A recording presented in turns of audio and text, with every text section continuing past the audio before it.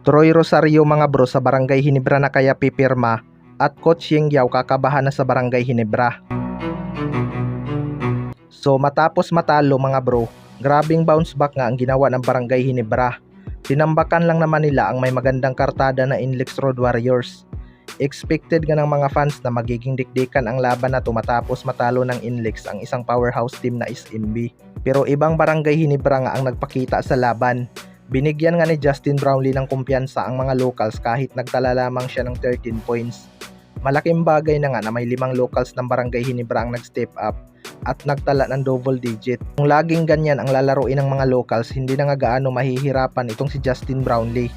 Ito na yung sinasabi ni Coach Yeng Yao mga bro na iba ang Barangay Hinebra kapag nakuha na nila ang kanilang rhythm at ma-adapt ang kanilang sistema. Siguradong kakabahan talaga itong si Coach Yeng Yao kapag naging consistent ang mga locals nitong Barangay Hinebra dahil magiging unpredictable na nga kung saan manggagaling ang kanilang puntos. Alam nga ni Coach Yeng Yao ang kakayanan ng isang RJ Abarrientos mga bro dahil ito nga sana ang kanyang planong i-trade kung umabot lang ito sa kanila, pero naunahan nga sila ng Barangay Hinebra. Kita naman natin kung ano ang kayang gawin ng isang RJ Abarrientos lalo na sa labas ng shaded lane. Magandang floor spacer nga itong si RJ Abarrientos, iwas lang sa turnover. Sa kabilang banda naman mga bro, Troy Rosario sa Barangay Hinebra na kaya pipirma. Ito ngang si Troy Rosario ang isa sa mga inaabangan maging free agent mga bro. May mga usap-usapan nga na target itong kunin ng Barangay Hinebra kapag naging free agent na.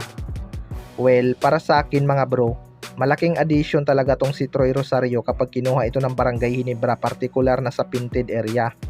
Sa kanyang pinapakitang performance ngayon sa Blackwater Busing, para nga itong hindi nanggaling sa injury mga bro.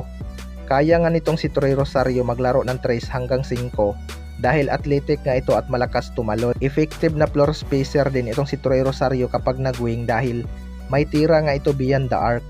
Siguradong pipirma naman talaga ito sa Barangay Hinebra kapag nagkaroon ng magandang offer mga bro.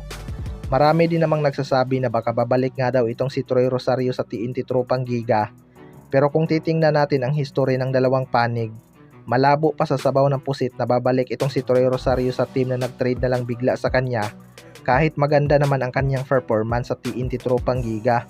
Maliban na lang kung may napag-usapan sila bago ang trade, 'di ba?